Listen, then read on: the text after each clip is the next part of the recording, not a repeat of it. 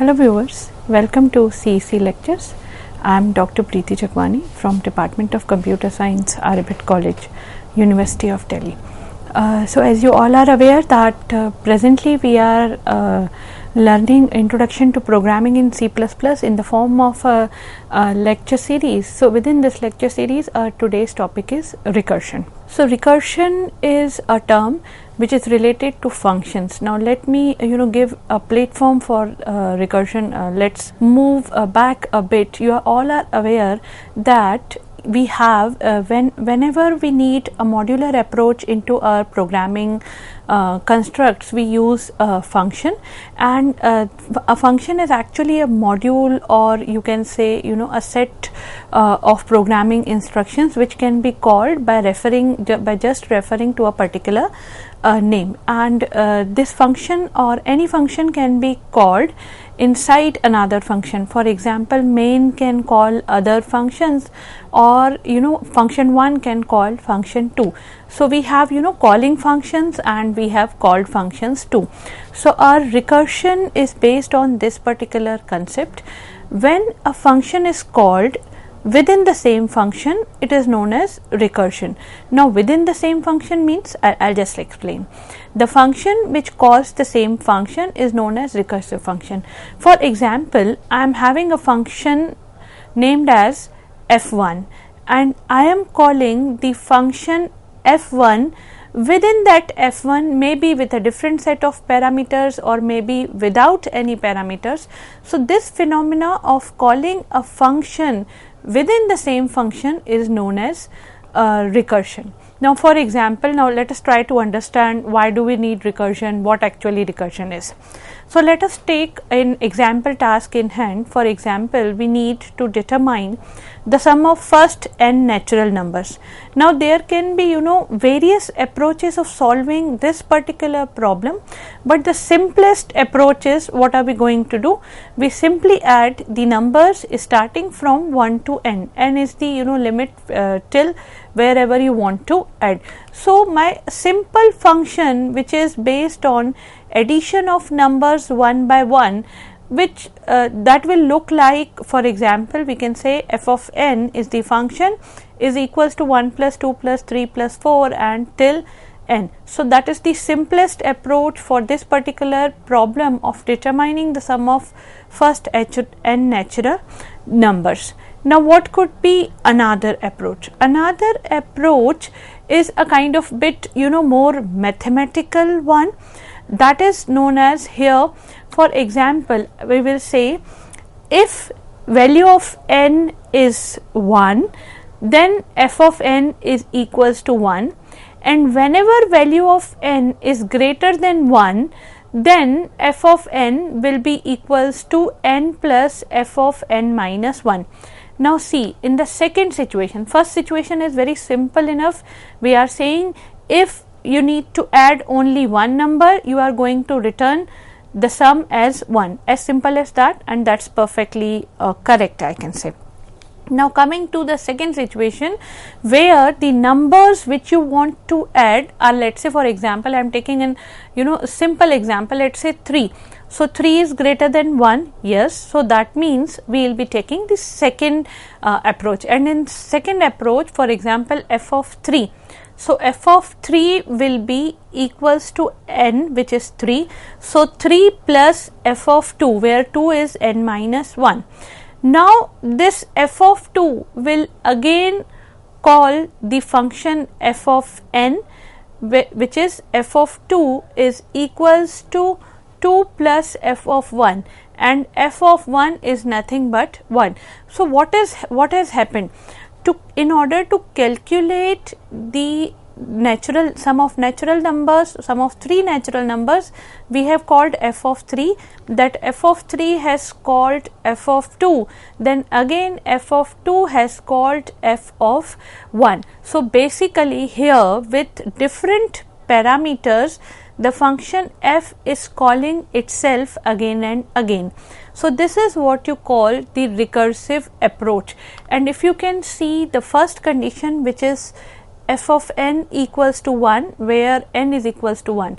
This is known as the base condition, or this is the condition which helps us in terminating our recursion. I will be taking it in a greater detail in a short while. So, this approach is what you called recursion. So, now the simple difference between our first approach and the second approach, if I can explain it technically, I can say in the second approach that f function is being called by itself. For example, f of 3 is calling f of 2. For calculation of f of 2, I will be calling f of 1, and f of 1 is my base condition. That phenomena is known as recursion, and the function which is containing recursion or function which is calling itself, which is f here, is better known as a recursive function. The previous approach I can say was is a recursive approach in which we are adding numbers 1, 2, 3 up to n. Now, the one very simple question arises in mind that earlier we have gone through iterative approaches of solving problems. Now, why do we need a recursive algorithm? Why do we need a recursive function? So, using recursive algorithm, I can say there are some problems which can be solved quite easily. They are actually built in such a way that recursion is the most, I can say, appropriate way to solve them. For example, let us say tree traversal. So, tree is basically a non-linear data structure, and what will happen? So, from root, you will start from root and then you will start coming down. So, from root, let us say you are coming to the left node. Now, considering that left node as the root, you will again go down. So, what are we doing? We are actually coming down every time, but with a different node as the root node. So, basically that coming down function or traversal function has to be called recursively. So, not only tree traversal, either it is in order traversal, pre-order traversal or post-order traversal, we have such problems which can be solved quite easily using recursive functions or using recursive algorithms. Such problems are towers of Hanoi, depth first search visit of a graph, and so on and so forth. There are many, including tree traversals too. So, these are the examples of problems in which recursion, I can say recursion can do wonders, while iterative iterative solutions are bit more complex as compared to recursive algorithm. Now, if we want to examine recursive algorithm into detail, so as you have seen that we have two parts in the recursive function. One is the base case, another one is the recursive call. So, base case is the situation where your function will stop its recursion. Your function it's like a terminating condition. So, without the base case, our function would theoretically repeat forever, or it can our system can go into such an situation which is more commonly referred as stack overflow. So, stack overflow is such a situation where your stack memory is going out of bounds or going out of hands, I can say, is overflowing. So, that situation is known as stack overflow. So, if we do not have any terminating condition into the recursion, or if we do not have base case technically speaking, so then we can say my stack overflow or my memory overflow could be one of the problems. So, recursive function will be based on its two parts. One is the base case, another one is the recursive call. We will see it with some more examples. Now, coming to one more example of this recursion, let us say I am taking one example which is the function factorial. So, function factorial is basically, if you can see the code snippet here, within the main I have first written the prototype of the function factorial, in which I am taking one integer as the parameter and receiving another integer as the return value. So, the integer which is being passed into the parameter is the number whose factorial we want to determine, and as answer it is returning another integer. So just if you can see, I have given one call here after asking the value for the number for user for which user wants to determine the factorial. I have called that factorial function with that particular value, and the answer is being saved in the variable fact. Now see what is happening here. So whenever there is a function call saying fact is equals to factorial value, so let us say for example value I have given as 5. Now what will happen? As we all are aware that from this particular statement my control along with the parameters will jump to the definition of function factorial, which is just written after the main function. And if you can see, let us say there is an that value which is the actual parameter is going to be stored inside this formal parameter which has been named as n. And what is happening inside the factorial, let us see. So if n is less than 0, we cannot determine the factorial, so we can say return -1. If n is equals to 0, then return 1 in this situation.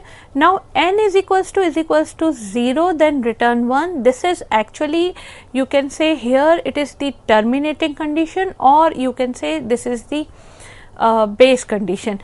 And now if the value of n is anything other, anything greater than 0, then in that situation what is to be returned? Then in that situation you will return n into factorial of n minus 1. Now let us try to understand what actually is happening here. For example, the value is 5 and that 5 is now being stored in n. So first condition, n less than 0, not existing because n is obviously 5 here. Is it equals to 0? No, it is not equals to 0. So finally it will go into the else part of the second if, which says now you need to return n into factorial of n minus 1. So n into factorial of n minus 1 is 5 into factorial of 4. So now this factorial of 4 will again call this function. That means this factorial of 4 will call itself with value 4. So now value of n is 4, it is not less than 0, it is not equals to 0. So again the what will be called, it is 4 into factorial of n minus 1, which is 3. So now factorial of 3 will again call the function factorial, which is, we can say the factorial 3 will call itself. And then again n equals to 0, no, then 3 into factorial of 2, then 2 into factorial of 1. Now when factorial of 1 is being called, again it will say 1 into factorial of 0, and the moment value of n becomes 0 by subsequent decrement actions, now n is equals to 0, it will say return 1. Now this return 1, what will happen? Now let us try to understand this with the help of a figure. Now see what is happening. Factorial of 5 says return 5 into factorial of 4. Now just for 2 minutes let's not go into the answer, we will go into the next line. Factorial of 4 says return 4 into factorial of 3. I am not considering the answer. Then return 3 into factorial of 2, then return 2 into factorial of 1, and then return 1 into factorial of 0. Now factorial of 0 says you need to return 1. So at the last line of this ladder you can say what is going to be returned? 1 into factorial of 0 is 1. Now consider from the point of view of explanation, now consider the answer. This 1, the last line which says return 1 into factorial of 0 is equals to 1. So now this 1 will be returned onto the ladder or onto the call which is just above. That means 2 into factorial 1. The answer of factorial 1 is 1. So 2 into 1 is 2. Now this answer 2 will be given to one step ahead, which is 3 into 2 giving you 6. Then 6 will be returned to the step above, and it will say 4 into factorial of 3. So factorial of 3 is 6. So 4 into 6 is 24, and then the last step of the ladder, 5 into 24, which is nothing but factorial of 4, gives you 120. So please try to understand what is happening here. So we have seen 5 into factorial of 4. Factorial of 4 will call the next line. Factorial of 3 will call the line below. Factorial of 2 will call the line below, and factorial of 1 will call the last line. Why I am saying it as the last line? Because here now my base condition has occurred. So factorial of 0. So factorial of 0, it says return 1 as per my definition. So if you want to verify, you can verify it from here, from the definition. So factorial 0, so n is equals to 0, it will return 1. So it will return 1. This return 1 is actually the answer of that call factorial 0. So the last line will be converted into 1 multiplied by 1, which is 1. The second line will be converted into return 2 into 1. The third line from the bottom will be converted into 3 into 2, then 4 into 6, and then last 5 into 24. So this is what is happening. If you can see, now here is one more representation of the same figure. So n into f of n minus 1 we are calling, where f is nothing but the factorial. So 5 into factorial 4, then factorial 4 is nothing but 4 into factorial 3, then factorial 3 is nothing but 3 into factorial 2, and then factorial 2 is 2 into factorial 1.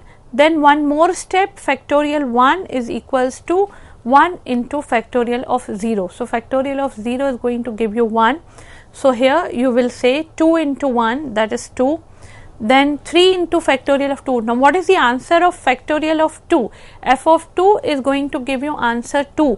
So 3 into 2, that becomes 6, then 4 into f of 3 becomes 24, and then 5 into f of 4 becomes 120, which is the final result.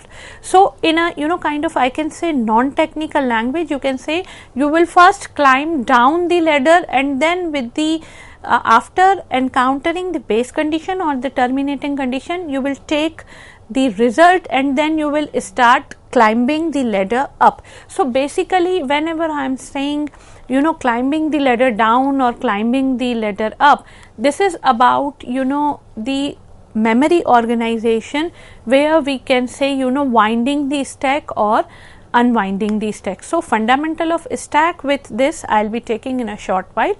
So I hope till this point you are clear that how recursion is being executed.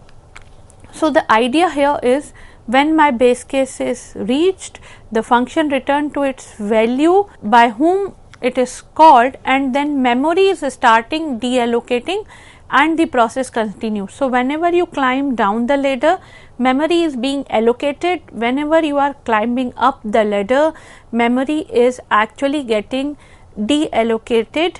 That's why here base case is very, very important. Otherwise your function will go on repeating forever.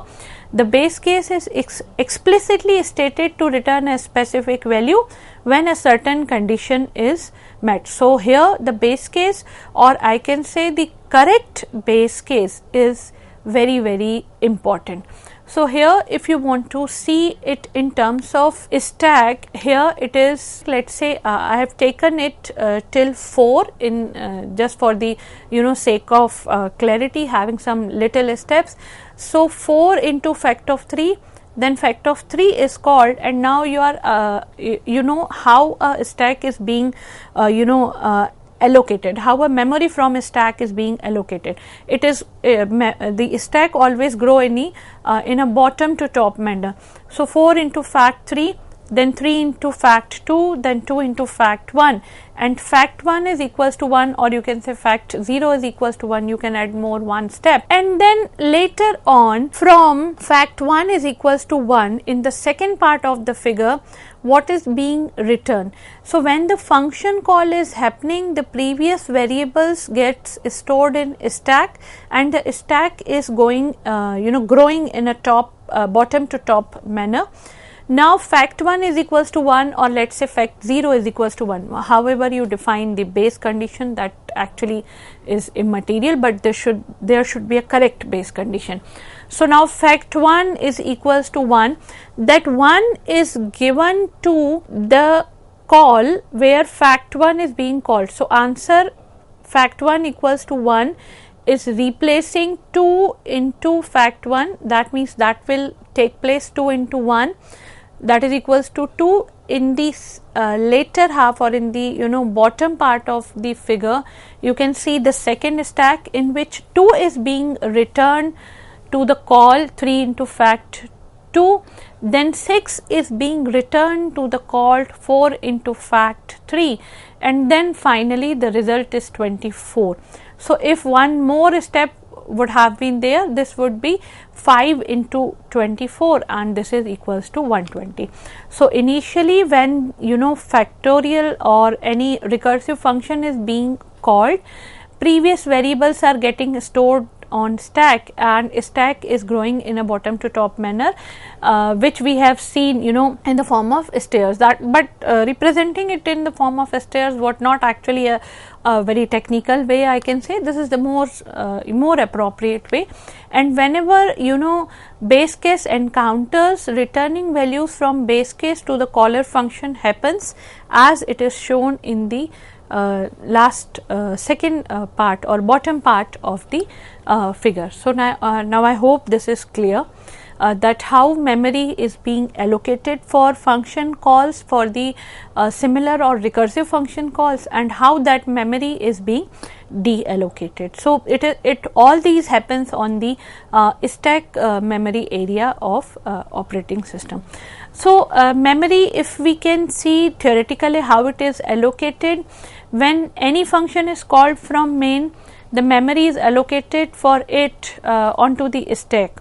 A recursive function calls itself, memory for a called function is allocated on top of memory allocated to the calling function. That means if calling function is main and I am calling fact 5, so main will be on the bottom side, then it is surrounded by fact of 5 on the top, then fact of 4, then fact of 3, and so on and so forth. And please remember that different copy of local variables is created for each function call.